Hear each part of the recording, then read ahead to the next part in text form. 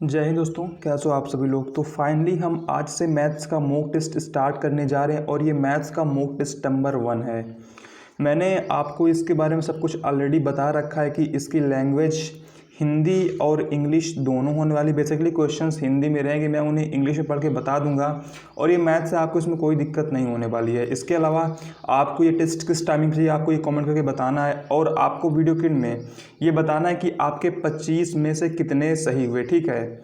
और इसके अलावा आपको इसे डेली सॉल्व करना है और इसका लेवल इजी टू मॉडरेट रहने वाला है, क्योंकि आप सभी को पता है कि आपका एग्ज़ाम लास्ट टाइम इसी लेवल का था, राइट। तो क्वेश्चन बहुत ही अच्छे होने वाले हैं। चलिए स्टार्ट करते हैं। पहला क्वेश्चन है, एक कॉइन को 5 टाइम टॉस करने पर 3 टाइम्स हेड आने की प्रोबेबिलिटी क्या है, ठीक है। कह रहा है कि एक कॉइन को 5 टाइम्स टॉस करने पर 3 टाइम्स हेड आने की प्रोबेबिलिटी क्या है। तो आई थिंक आप सबने कंसेप्ट पढ़ रखा होगा, इसलिए मैं इसे डायरेक्ट सॉल्व कर रहा हूँ आपको बिना कंसेप्ट बताए। देखो यहाँ पर दे रखा है 5 टाइम्स टॉस करने पर, राइट। तो हमें पता है कि n इजकल टू यहाँ पर हो गया 5, राइट। अब कह रहा 3 टाइम हेड आने की प्रोबेबिलिटी, मतलब कि यहाँ पर r इजकल टू हो गया 3। तो चलिए सॉल्व करते हैं। अब सब कुछ हमारे पास है। ये हो गया 5c3 1/2 की पावर 5। देखो मैं ये मान के चल रहा हूँ कि आपने इस कंसेप्ट को पढ़ रखा होगा, इसलिए मैं इसे डायरेक्ट सॉल्व कर रहा हूँ। इसको अब सॉल्व करते हैं। 5 क्रॉस 2 क्रॉस 1 और 1/2 की पावर 5 हो जाएगा 1/32। अब इसे हम थोड़ा सॉल्व कर लेते हैं। 2 16, तो आपका आंसर आ जाएगा 5/16, यानी कि ऑप्शन नंबर ए, ठीक है। चलिए आगे बढ़ते हैं क्वेश्चन नंबर 2 की तरफ। क्वेश्चन नंबर 2 कह रहा है, निम्नलिखित में से कौन सा इलिप्स का इक्वेशन है। कह रहा है कि इन चारों में से इलिप्स का इक्वेशन कौन है। तो आप सभी को पता है कि ये वाला इक्वेशन किसका, ये इक्वेशन है पैराबोला का, राइट। ये इक्वेशन किसका, ये इक्वेशन है हाइपरबोला का, राइट। और ये इक्वेशन किसका, ये इक्वेशन है इलिप्स का। तो यहाँ पर आपका ऑप्शन नंबर सी करेक्ट है, क्वेश्चन नंबर 2 था। क्वेश्चन नंबर 3 एक कॉम्प्लेक्स नंबर से है और आपको इसकी वैल्यू बतानी है, राइट। तो ये क्वेश्चन नंबर 3 है, इसको हम लिख ले रहे हैं। तो आप सभी को पता है कि आई स्क्वायर इज इक्वल टू -1 होता है, राइट। तो ये हम इसे लिख सकते हैं -12, फिर -4i³ है और आप सभी को पता है कि i³ is equal to -i होता है। तो ये हो जाएगा +4i, राइट। आगे देखो क्या लिखा है, आगे लिखा है 8i की पावर 4 और i की पावर 4 इज इक्वल टू होता है 1, आप सभी को पता है, राइट। तो इसे हम 8 लिख सकते हैं। आगे लिखा है -4i की पावर 5, i की पावर 5 को हम लिख सकते हैं i, राइट। तो ये हो जाएगा -4i, तो 4i कट गया, -12 और 8 हो गया -4। तो यहाँ पर आपका ऑप्शन नंबर बी करेक्ट है, ठीक है। यहाँ पर आपका ऑप्शन नंबर बी करेक्ट है। क्वेश्चन नंबर 4 देखते हैं। क्वेश्चन नंबर 4 को आप चाहो तो डायरेक्ट सॉल्व कर सकते हो, चाहो तो आप इसका जो लॉन्ग मेथड है उससे जाओ। देखो यार, क्वेश्चन कह रहा है 21C0 से लेकर 21C10 तक की वैल्यू बतानी है। तो बेसिकली आप इसमें 2 की पावर n-1 लगा सकते हो। देखो यार, ये इसका जेन्युइन फार्मूला नहीं है, लेकिन ऐसे क्वेश्चंस में मैक्सिमम में यही फार्मूला काम आता है। लेकिन इसका जो ओरिजिनल मेथड है, चलिए आपको मैं वो बताता हूँ। देखो आप सभी को पता है कि अगर अभी ये 21C0 से लेकर 21C21 तक होता तो इसकी वैल्यू होती 2 की पावर 21, राइट। इसकी वैल्यू होती 2 की पावर 21। लेकिन यहाँ पर सिर्फ 21C0 से लेकर 21C10 तक दे रखा है। आप सभी को पता है कि जो शुरू के और अंत वाले जो ये टर्म होते हैं, इनके गुणांक आपस में बराबर होते हैं, यानी कि 21C0 और 21C21 की वैल्यू 1 है। इसी प्रकार 21C1 और 21C20 की वैल्यू 1 है। तो एक तरीके से ये सब मतलब डबल बन जाएगा, 21C0 से लेकर 2110 तक डबल बन जाएगा। तो जब डबल हो जाएगा तो हम यहाँ पर 2 कॉमन कर लेंगे, राइट। हम यहाँ पर 2 कॉमन कर लेंगे, स्टार्टिंग में हम यहाँ पर 2 कॉमन कर लेंगे और ये 2 इस जो 2 की पावर 21 है इसके बट्टे में आ जाएगा और यहाँ पर 1 2 कम हो जाएगा। तो इसका आंसर हो जाएगा 2 की पावर 20, ठीक है, इसका आंसर हो जाएगा 2 की पावर 20, ऑप्शन नंबर ए। बाकी आप चाहो तो इसमें आप डायरेक्ट देखो यार, ये मतलब इसका जेन्यून फार्मूला नहीं है, लेकिन आप चाहो तो इसे ऐसे कर सकते हो। बाकी ये इसका जेन्यून फार्मूला नहीं है, ठीक है। 2 की पावर n-1 इसका जेन्यून फार्मूला नहीं, लेकिन अधिकतर क्वेश्चंस में इसमें यही फार्मूला काम आ जाता है, राइट। अगर ये आधा हो, अगर ओड टर्म हो, अगर इवन टर्म हो, तो ऐसे आप कर सकते हो। बाकी मान लो एक ओड है एक इवन है और बीच में माइनस प्लस आ रहा है, तो इसकी वैल्यू 0 हो जाएगी। बाकी ये इसका जेन्युइन फार्मूला नहीं है। चलिए आगे बढ़ते हैं। अगला क्वेश्चन वेक्टर से है। क्वेश्चन कह रहा है a plus b is equal to a minus b. तो a और b के बीच आपको एंगल बताना है। तो बेसिकली यार आप दोनों साइड का स्क्वायर कर दोगे, तो स्क्वायर करने पर आपका आ जाएगा a square plus b square plus 2ab cos theta, और इधर आ जाएगा आपका a square plus b square minus 2ab cos theta, right. तो आपका a square b square cut जाएगा और आपका बचेगा 4ab cos theta is equal to 0। तो यहाँ से आपका cos theta is equal to 0 आ जाएगा। तो यहाँ पर थीटा की वैल्यू π/2 आ जाएगी, राइट। तो आपका एंगल हो जाएगा a और बीच का बीच π/2। चलिए आगे बढ़ते हैं। अगला क्वेश्चन है, थोड़ा सा मैं से जूम आउट कर ले रहा हूँ। देखो अब अगला क्वेश्चन कह रहा है sine inverse 2x/1 plus x square का डिफरेंशियल कोफिशिएंट बताना है। कॉस इनवर्स 1 माइनस एक्स, ये 1 माइनस एक्स स्क्वायर अपान 1 plus x square, right. Cos inverse 1 minus x square अपान 1 प्लस एक्स स्क्वायर के रिस्पेक्ट में क्या होगा, यानी कि आपसे cos inverse 1 minus x square अपान 1 प्लस एक्स स्क्वायर के रिस्पेक्ट में साइन इनवर्स 2x अपान 1 प्लस एक्स स्क्वायर का डिफरेंशियल कोफिशिएंट पूछ रहा है। तो देखो यार ऐसे क्वेश्चंस में क्या होता है, बेसिकली आप x की जगह पर tan थीटा पुट करते हो, राइट। आप x की जगह पर tan थीटा पुट करते हो तो आपका क्वेश्चन सॉल्व हो जाता है। लेकिन मैं कहूँगा कि आप थोड़ा सा फार्मूला से याद कर लो। ये फार्मूला है tan 2x का, 2 tan इनवर्स x का, ये फार्मूला है 2 tan इनवर्स x का, और ये फार्मूला भी है 2 tan इनवर्स x का। तो होगा क्या ना कि अगर आप ऐसे फार्मूला से याद कर लोगे तो एग्जाम में आपका टाइम बचाएगा। नहीं तो आपको पहले यहाँ पर x equal to tan theta put करना पड़ेगा, फिर आपको यहाँ पर x equal to tan theta put करना पड़ेगा, उसके बाद आप काट पीट के आंसर लाओगे। तो बेसिकली ये देखो दोनों फार्मूले 2 tan इनवर्स x के हैं। तो जब 2 tan इनवर्स x को डिफ्रेंशिएट करेंगे तो हो जाएगा 2/1 प्लस एक्स स्क्वायर, और अपॉन इसका भी हो जाएगा 2/1 plus x square, right. Cut के पूरा इसका आंसर एक आ जाएगा। तो यहाँ पर आपका ऑप्शन नंबर डी करेक्ट है। देखो मैं फिर से कह रहा हूँ कि ये जो डायरेक्ट फार्मूलास ये 2 tan इनवर्स x के हैं। फिलहाल ये देखो बने इसी से मतलब है कि x equal to tan theta put करने पर ये बने हैं, लेकिन आप इन्हें डायरेक्ट याद कर लो तो एग्जाम में ये आपका टाइम बचाएगा। आगे बढ़ते हैं, अगला क्वेश्चन देखते हैं। चलो अगला क्वेश्चन देखो फिर से एक बार डिफरेंट इंटीग्रल्स है। tan इनवर्स x अपान 1 प्लस एक्स स्क्वायर को आपको इंटीग्रेट करना है। तो बेसिकली यहाँ पर आप tan inverse x is equal to आप t मान लोगे, राइट। तो 1/1 plus x square is equal to dt हो जाएगा। तो बेसिकली यहाँ पर आपको t को इंटीग्रेट करना है, और यहाँ पर जब आप x की जगह पर 1 रखोगे तो आपका ये आपका अपर लिमिट π/4 आ जाएगी और आपकी लोअर लिमिट 0 आ जाएगी, राइट। तो इसका इंटीग्रेट हो जाएगा t स्क्वायर अपान 2 और अपर लिमिट π/4 लोअर लिमिट 0। इसमें आप π/4 पुट करोगे तो ये आपका हो जाएगा पाई स्क्वायर अपान 2 इंटू 4 का स्क्वायर 16। तो ये आपका आ जाएगा पाई स्क्वायर अपान 32, ठीक है। तो यहाँ पर आपका ऑप्शन नंबर सी करेक्ट है, ऑप्शन नंबर सी करेक्ट है। आगे बढ़ते हैं। अगला क्वेश्चन डिटर्मिनेंट से काफ़ी आसान क्वेश्चन है। देखो आपको इसको सॉल्व करना है। तो बेसिकली आपको इसमें साफ साफ दिख रहा है कि इसमें आप क्या करना है। आपको इसमें जो सेकंड कॉलम है और आपको थर्ड कॉलम दोनों को ऐड कर देनी है। दोनों को आप ऐड करोगे तो आपका डिटर्मिनेंट कुछ इस प्रकार बन जाएगा, ठीक है। 1 1 1 a b c a plus B plus C, और ये भी सेम बन जाएगा, राइट। तो आप इसमें से a plus B plus c common ले लोगे तो ये भी आपका 1 1 1 हो जाएगा। और देखो जब दो कॉलम या दो रो सेम होती है तो डिटरमिनेंट की वैल्यू डायरेक्ट 0 हो जाती है, राइट। तो इसमें आपका ऑप्शन नंबर ए 0 होगा। फिर से बता दे रहा हूँ आपको इस थर्ड कॉलम में से a प्लस बी प्लस सी को कॉमन ले लेना है। तो जैसे ही आप a प्लस बी प्लस सी को कॉमन लोगे तो डिटरमिनेंट 1 1 1 a b c 1 1 1 बन जाएगा, राइट। और 1 1 देखो दो कॉलम सेम हो रहे हैं तो इसकी वैल्यू 0 हो जाएगी। आगे बढ़ते हैं। अगला क्वेश्चन एक्सपोनेंशियल से है। आपको कह रहा है कि 1 प्लस 1 अपान फैक्टोरियल 1 प्लस 1 अपान फैक्टोरियल 3, मतलब आपको इसकी वैल्यू बतानी, राइट। आपको इसकी वैल्यू बतानी है। कहाँ गए हम। आपको इसकी वैल्यू बतानी है, राइट।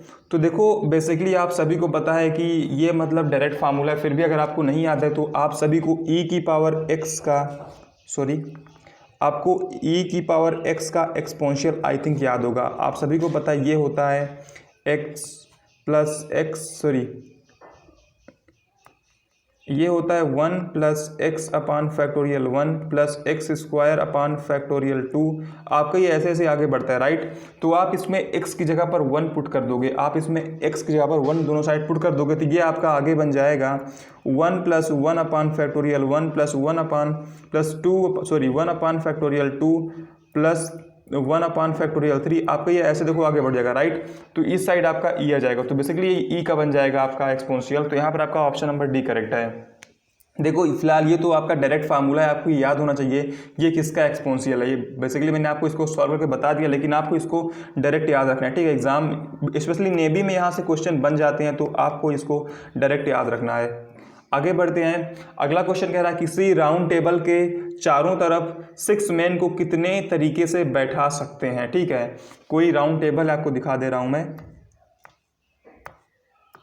कोई देखो राउंड टेबल है और कह रहा है कि इसके चारों तरफ 6 मैन को बैठाने हैं, ठीक है। 6 मैन को बैठाने हैं, तो हम कितने तरीके से बैठा सकते हैं।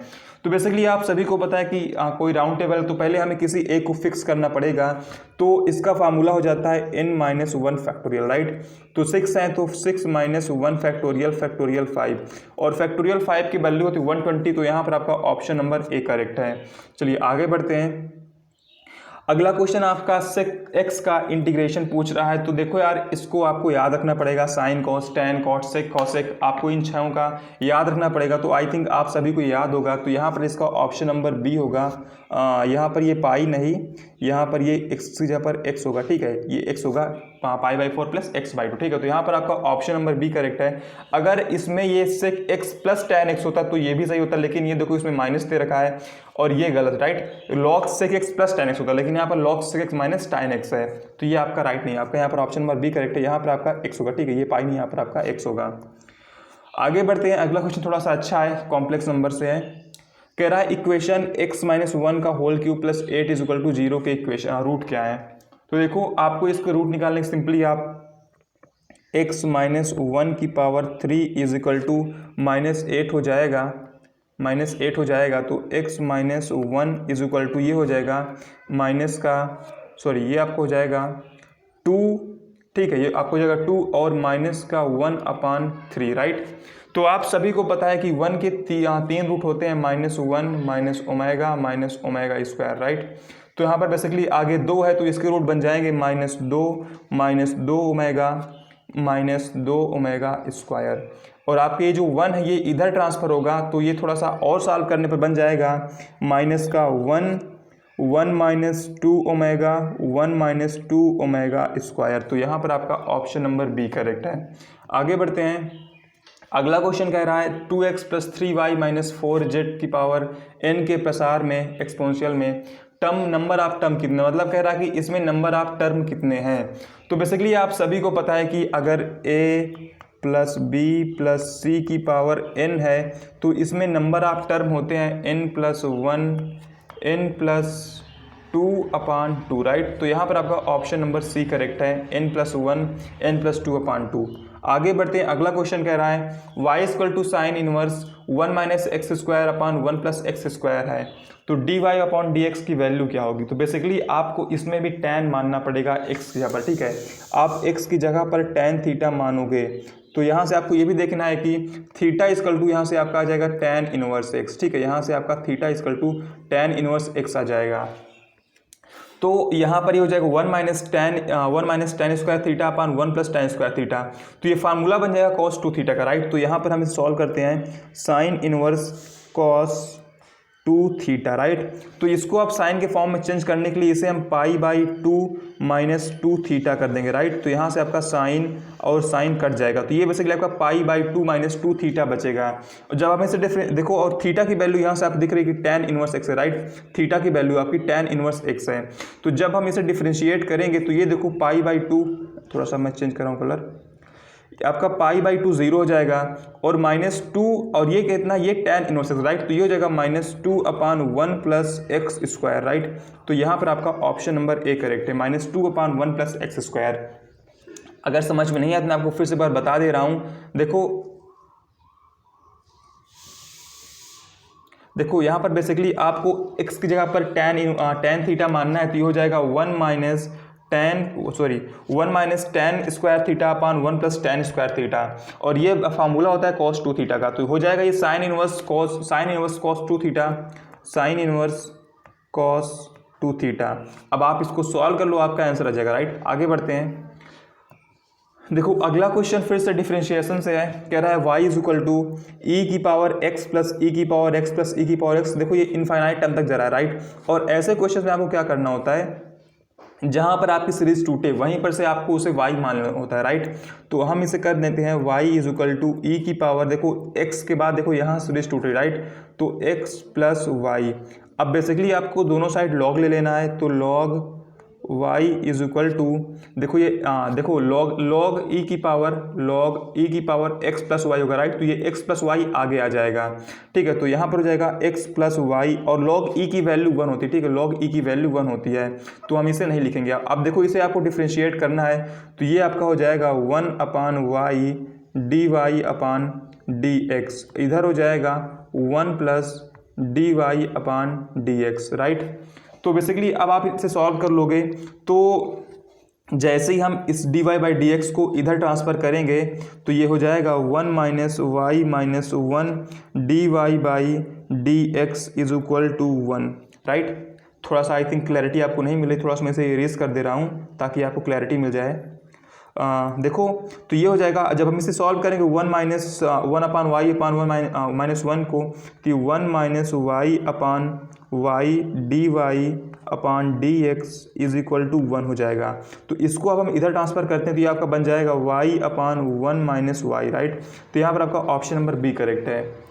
आगे बढ़ते हैं। देखो हो सकता है अभी आपको उतना क्लैरिटी नहीं मिल पा रही हो, लेकिन देखो डे पर डे हम इसे इम्प्रूव करने का प्रयास करेंगे और आपको बेहतर से बेहतर क्वालिटी देने का प्रयास की जाएगी।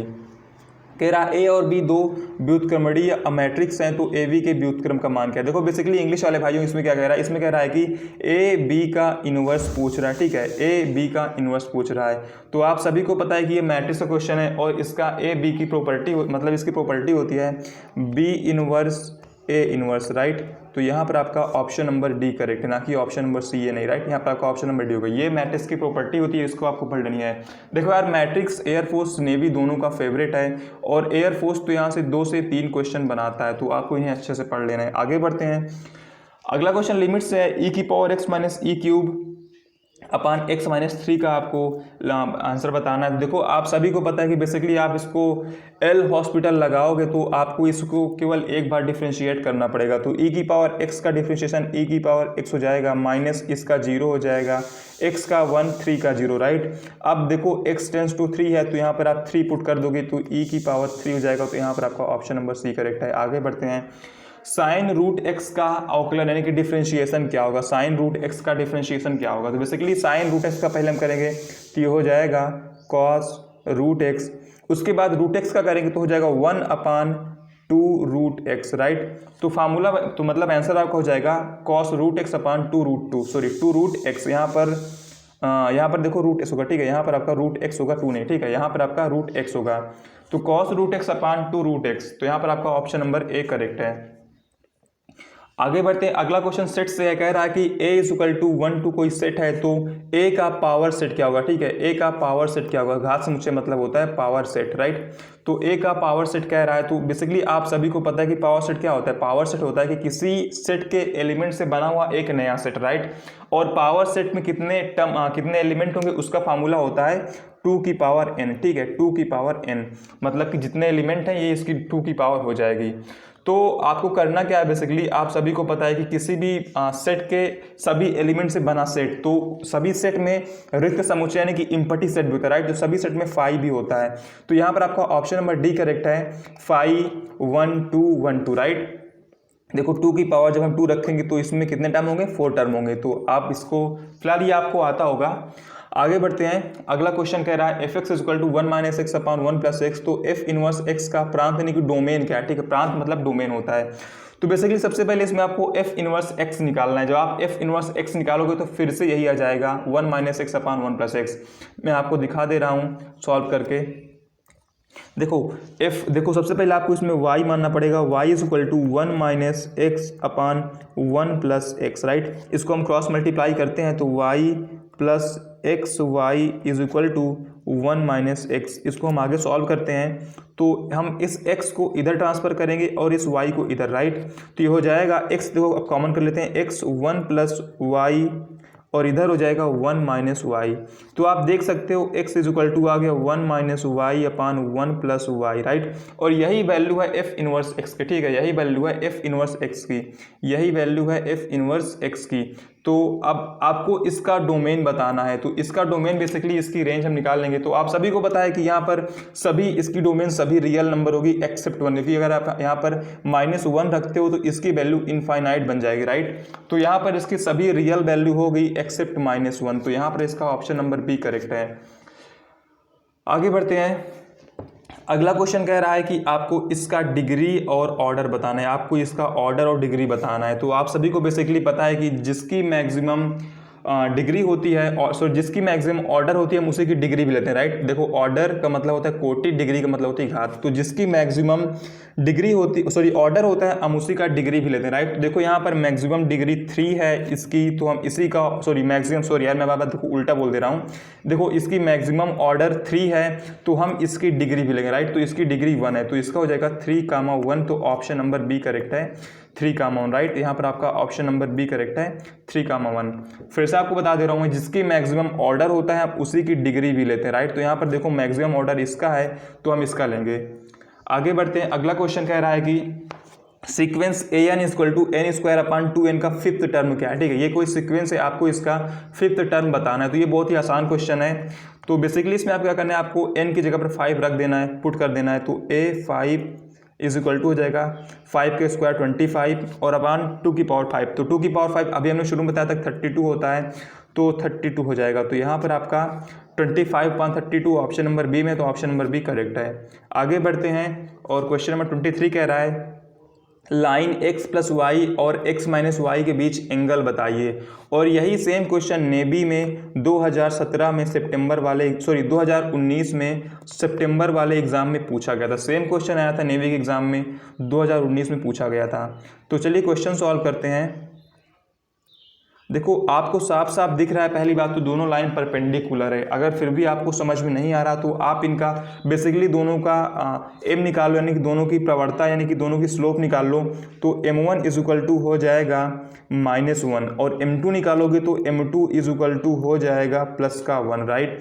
और जब आप इन्हें सॉल्व करोगे तो फार्मूला होता है m1 माइनस m2 तो -1 अपान 1 प्लस m1 m2। तो 1 प्लस m1 की वैल्यू -1 और m2 की वैल्यू 1, राइट। तो ये देखो दोनों जीरो बन जाएगा, तो ये वैल्यू इनफाइनाइट हो जाएगी। और 10 में इनफाइनाइट वैल्यू किसकी होती है, इनफाइनाइट वैल्यू होती है π/2 की। तो यहाँ पर आपका आंसर इसका हो जाएगा π/2, राइट। यहाँ पर इसका आपका आंसर हो जाएगा π/2।